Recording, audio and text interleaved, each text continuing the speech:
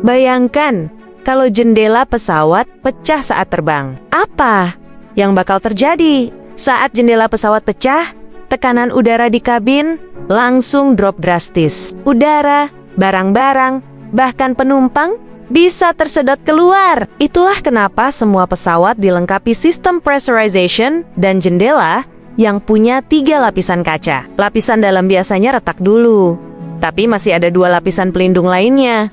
Tenang aja, insiden ini sangat langka dan desain pesawat sudah sangat aman. Follow Langit 360 buat tahu lebih banyak tentang dunia penerbangan.